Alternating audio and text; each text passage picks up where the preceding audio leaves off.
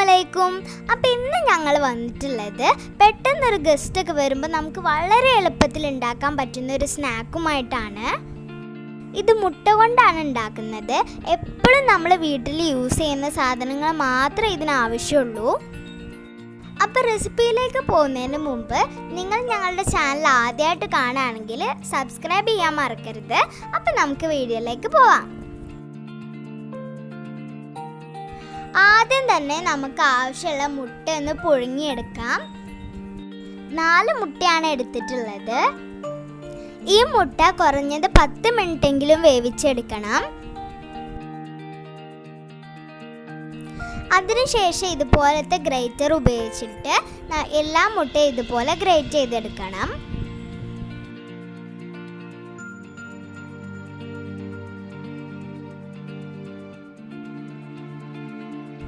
ഇങ്ങനെ തന്നെ ചെയ്യണമെന്നില്ല, നിങ്ങൾ കൈകൊണ്ട് ജസ്റ്റ് ഒന്ന് പൊടിച്ചെടുത്താലും മതി. പക്ഷേ ഇങ്ങനെ ആവുമ്പോൾ നമുക്ക് ഒന്നും കൂടെ എല്ലാ ഭാഗവും ഒരുപോലെ ആയി കിട്ടും.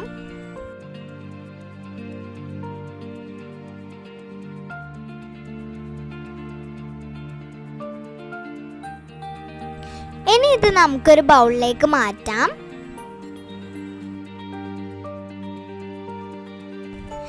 ഇനി ഇതിലേക്ക് 1 ടീസ്പൂൺ വീതം ചെറുതായി അരിഞ്ഞ വെളുത്തുള്ളിയും ഇഞ്ചിയും ചേർത്ത് കൊടുക്കണം.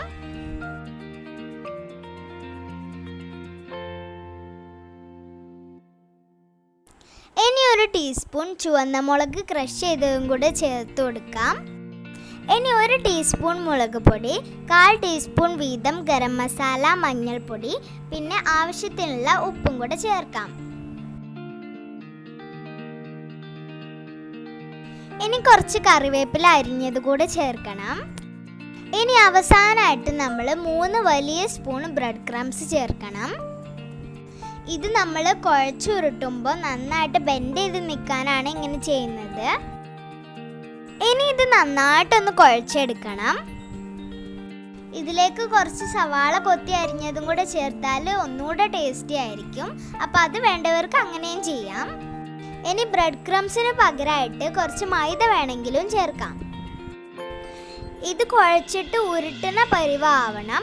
അപ്പോൾ ആ ഒരു പരിവാവുന്നത് വരെ നമുക്ക് ബ്രെഡ് ക്രംസ് ചേർക്കാം. അതിന് പ്രത്യേക ഒരു അളവൊന്നുമില്ല. പിന്നെ വെള്ളം ഒട്ടും ചേർക്കുന്നില്ല കേട്ടോ.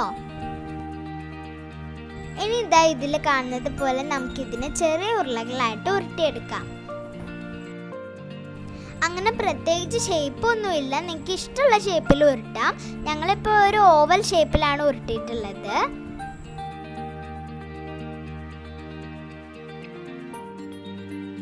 ഒരുപാട് വലിയ ഉരുളകളാക്കാത്തതാണ് നല്ലത്. ചെറുതാവുമ്പോൾ നമുക്ക് കുക്ക് ചെയ്യാൻ ഒന്നും കൂടി ഈസി ആവും. അപ്പോൾ ഇത് മുഴുവനും നമുക്ക് ഇതുപോലെ ഉരുട്ടിയെടുക്കാം.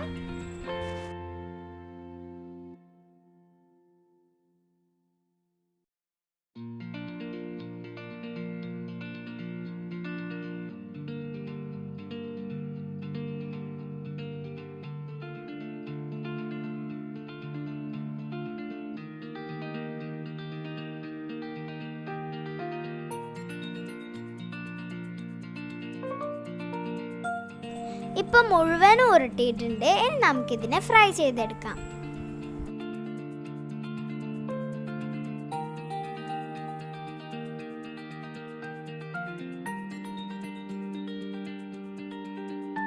ഇത് ഡീപ്പ് ഫ്രൈ ചെയ്യണം എന്നൊന്നുമില്ല. കുറച്ച് എണ്ണയിൽ ഒന്ന് അങ്ങോട്ടും ഇങ്ങോട്ടും തിരിച്ച് മറിച്ചിട്ട് ഫ്രൈ ചെയ്താൽ മതി. എന്താണെന്ന് വെച്ചാൽ എഗ്ഗ് ഓൾറെഡി കുക്ക്ഡ് ആണ്, പിന്നെ ബ്രെഡ് ക്രംസ് ഒക്കെയാണ് ഉള്ളത്. അപ്പോൾ പിന്നെ പെട്ടെന്ന് തന്നെ കുക്കായി കിട്ടും.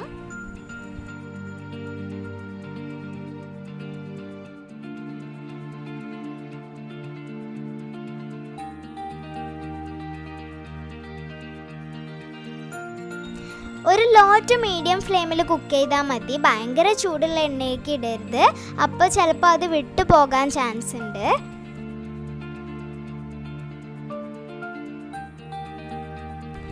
ഒരു ഭാഗം കുക്കായി കഴിഞ്ഞാൽ ഇതാ ഇതുപോലെ നമുക്ക് പതുക്കെ മറിച്ചിട്ട് കൊടുക്കാം.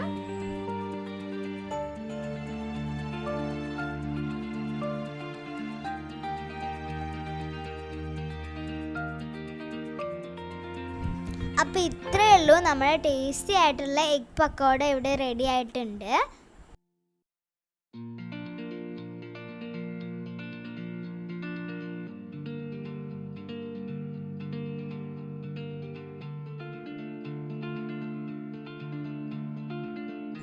അപ്പോൾ ഇത് ചൂടോടുകൂടെ നമുക്ക് ഒറ്റയ്ക്കോ സോസിൻ്റെ കൂടെയോ സെർവ് ചെയ്യാം.